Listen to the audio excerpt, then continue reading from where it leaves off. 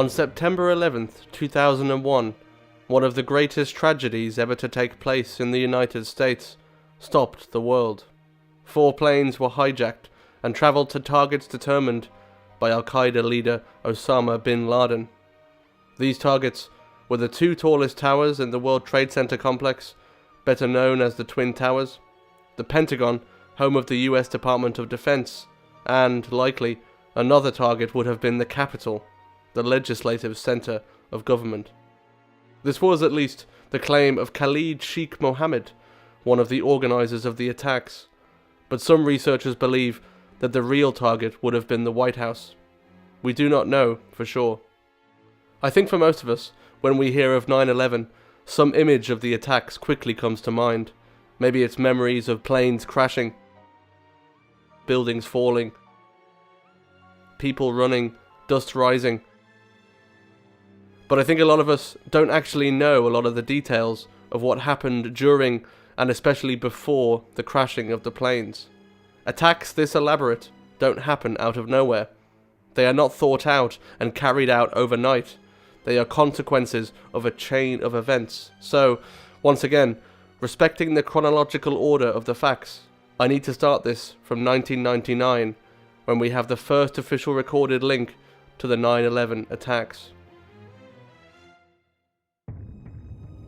In late 1999, CIA surveillance operations in Yemen in the Middle East demonstrated that a man named al-Midar had terrorist indications. Midar's family phones were intercepted and information was identified linking him to Al-Qaeda and another man named Azmir. In January 2000, the CIA found Midar staying in Dubai. When he wasn't in his room, agents broke into the place and discovered that Midar had a visa that allowed him to enter and leave the United States at will. In later investigations, they found Midar's connection to another man in Kuala Lumpur, Malaysia, with whom he was photographed at an Al-Qaeda meeting. Until this moment, details of the investigations were moving more and more towards signs of a threat to the United States. But here's an important piece of information. If al-Midar were on American soil, taking care of him would be the responsibility of the FBI, but until he entered the country, all surveillance on him was to be operated by the CIA, with no exchange of information between the 2 agencies. This was not pure carelessness. There were political mechanisms implemented at the time, but mechanisms that created a bureaucratic barrier between the 2 organizations. With these limitations and rules, agencies didn't always share the necessary information when they should have because of this blessed barrier. Here, yes, it can be characterized as a failure, because in February 2000, al-Midar and al-Hazmi moved together into an apartment in San Diego, California, and the CIA did not inform the FBI and tried to monitor the steps of these 2 from afar. For over a year and a half, they moved with virtually no restriction or intervention across the country. What nobody knew was that these 2 men would be part of the group of 19 people who acted in the September 11 attacks. As early as the following year, in June 2001, at a meeting between the agencies analyzing possible attacks, CIA agents presented photos of the 2 men and al-Midar's connections with Al-Qaeda. From then on, the FBI demanded more information about them, but once again, not everything was shared between the 2 agencies. On August 28th, FBI sources themselves found a possible threat of an Al-Qaeda attack, and the agency then began its own investigation. But, my friends, they began this investigation on August 28th, just 14 days before the attacks. On September 11th, approximately 2 hours before the first attack, 5 men boarded American Airlines Flight 11, bound for Los Angeles, and 3 of them were selected by the CAPS, or the Computer Assisted Passenger Pre-Screening System, which is a random security screening system for pre-flight checks used in the US air travel industry.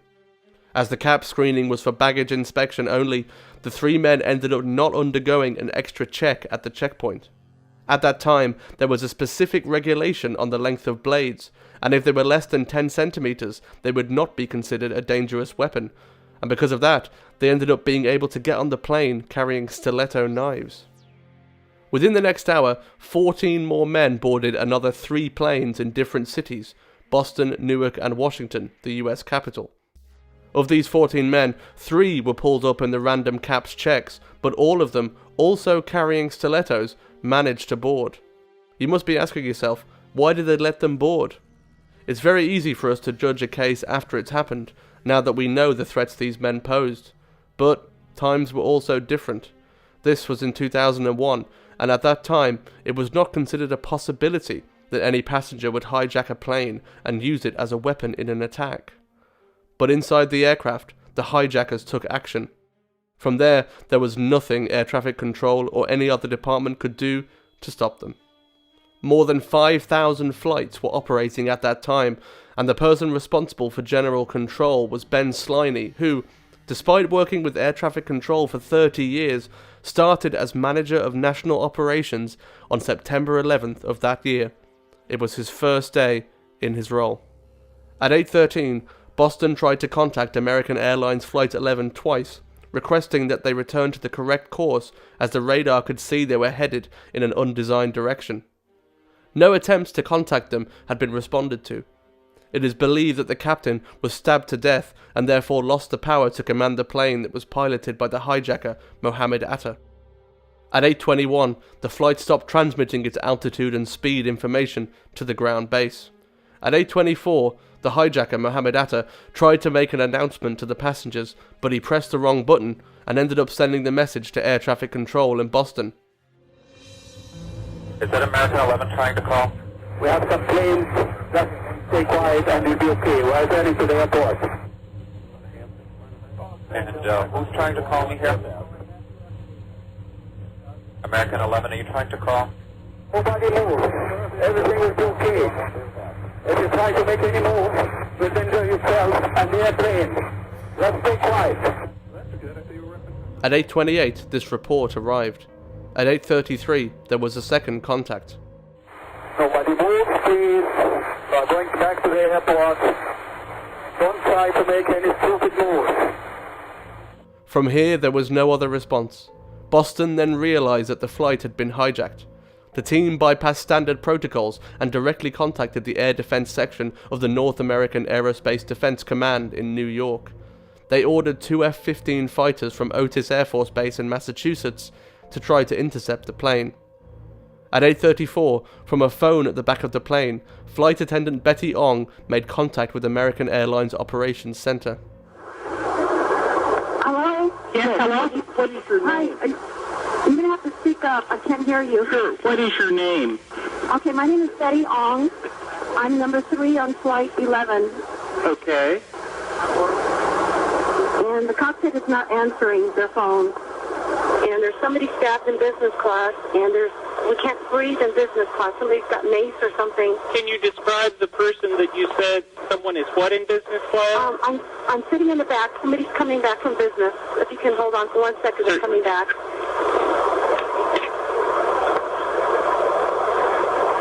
I want to know who thinks stabbed who, you know?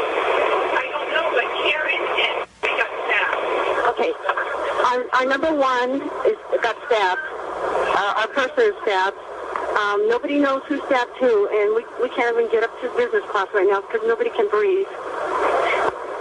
Our number 1 is stabbed right now. Okay.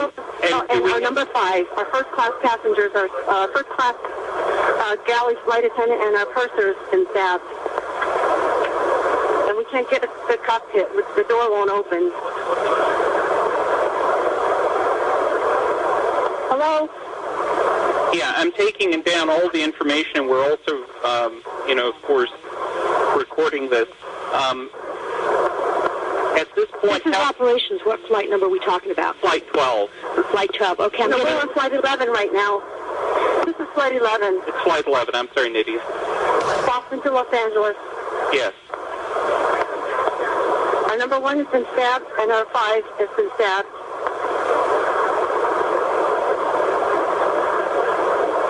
Can anybody get up to the cockpit? Can anybody get up to the cockpit? We can't even get into the cockpit. We don't know who's up there.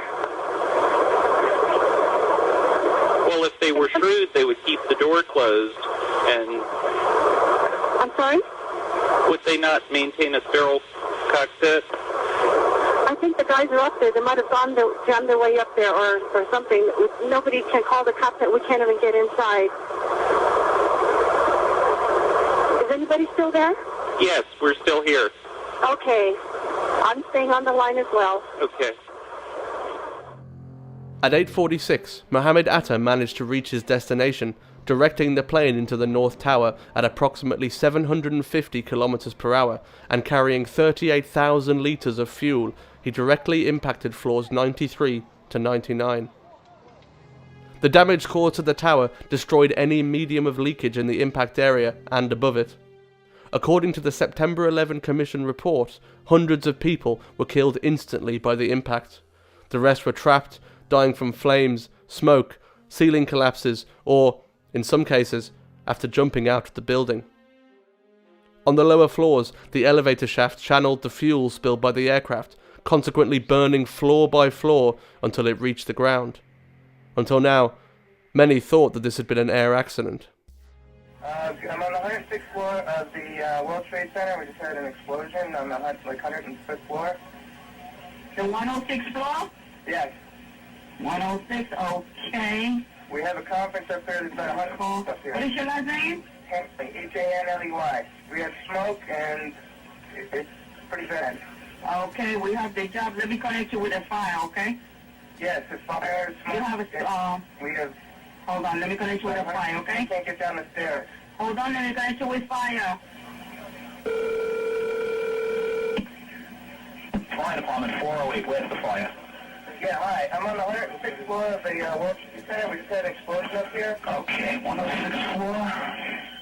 What building are you in, sir? 1 or 2? 1 World Trade. All right. Yeah, there's smoke and we had about 100 people up here. Do not leave, okay? There's a fire or an explosion or something in the building. All right, I want you to stay where you are. See the smoke coming up from outside the windows down? All right, we're on the way. Okay. All right, just keep some windows open. If you can open up windows and just sit tight. It's going to be a while because there's a fire going on downstairs. Open the windows once we quit. Okay. Just sit tight. All right, just sit tight. We're on the way. All right, please hurry. Unlike Christopher, other people decided to call family members as they imagined that this could be the last day of their lives. Sean, it's me. I just wanted to let you know I love you, and I'm stuck in this building in New York. There's lots of smoke, and I just wanted you to know that I love you always. Sean, there's a fire next door.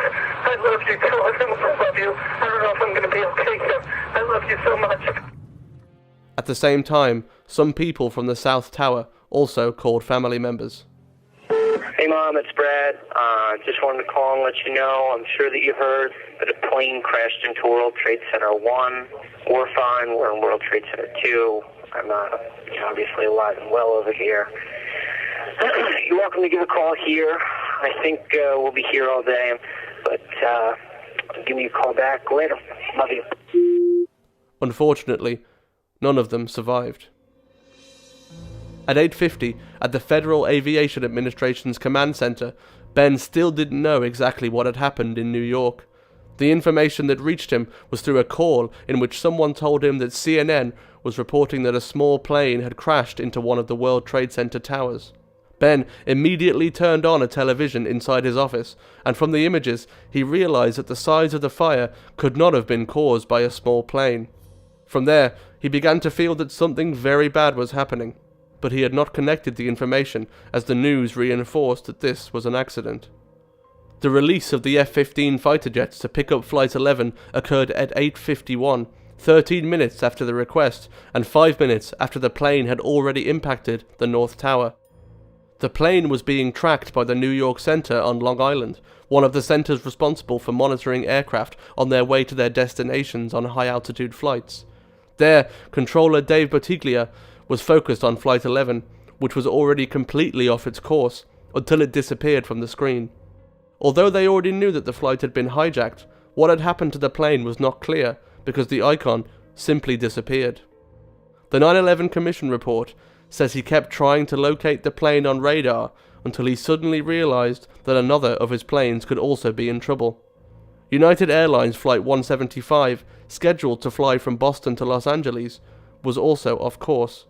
Battaglia tried several times to contact the aircraft, but to no avail, so he quickly alerted other controllers that a second hijack might be in progress. At 9 AM, while the F-15s were still trying to track Flight 11, Flight 175 began a very fast descent.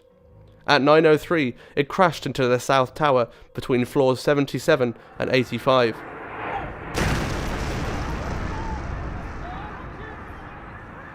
Holy shit! This aircraft was going at approximately 950 kilometers an hour and was also carrying about 38,000 liters of fuel. As there were already several television stations covering the flames of the first building, the attack on the second tower was broadcasted live throughout the country. From here, New York knew that they were under attack.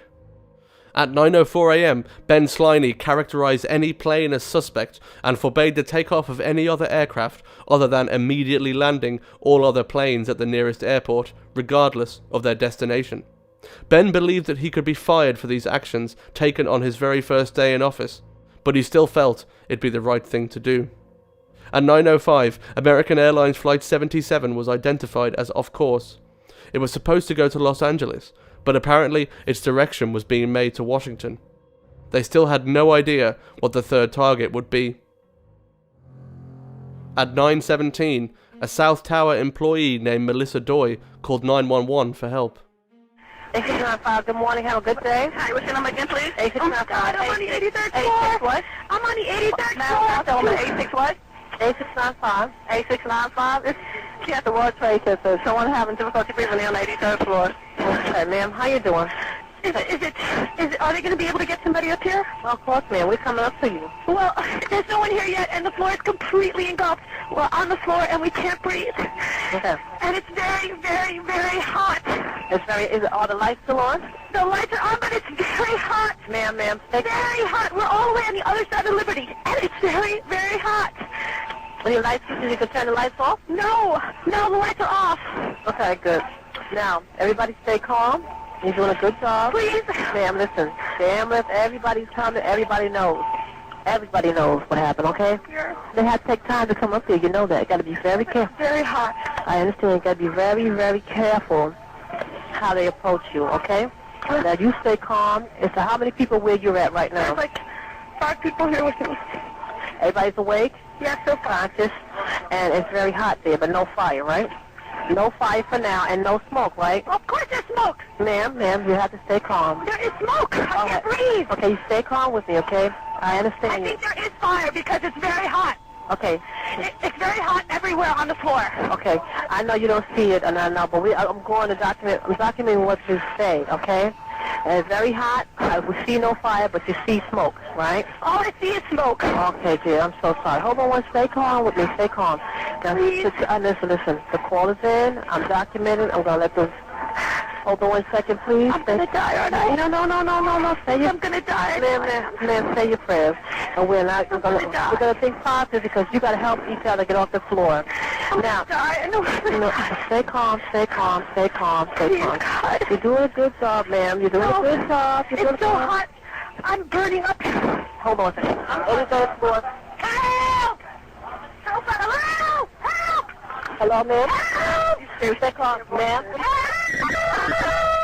Stay calm. Just don't move. As well as some from the North Tower, people from the South Tower also called family members to say their last goodbyes. Mom, it's Steven. My building got hit by a plane, and right now I think I'm okay. I'm safe now, but it's smoky. I just want to say how much I love you, and I will call you when I'm safe. Okay, Mom? Bye.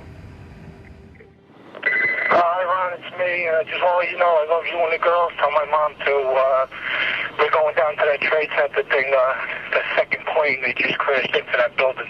So we're on our way down there. I love you. I'll talk to you later. Neil, it's Brian. A plane crashed into the trade center. It's on fire, and I'm in it, and I can't breathe. Tell everyone I love them. I don't get out of here. Bye. None of them survived.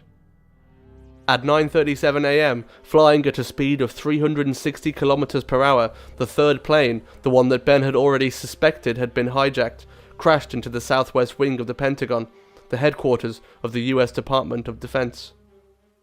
At 9:44 a.m. in San Francisco, with all flights going to landings, United Airlines Flight 93 did not follow the order and was also traveling outside the permitted area.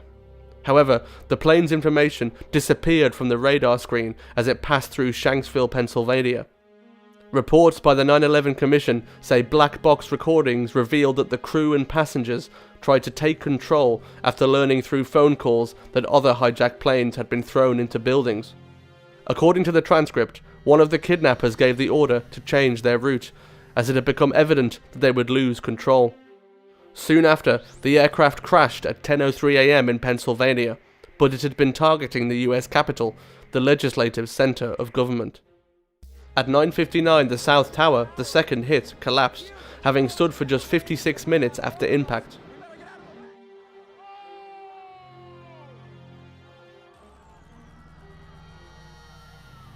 The North Tower collapsed at 10:28, 1 hour and 42 minutes after being hit.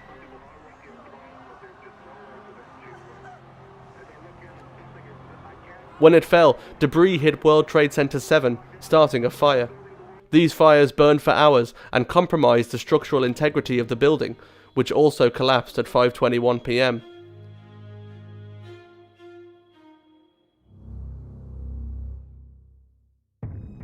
After these events, investigations began, or in this case continued, due to the communication problem between the CIA and FBI agencies.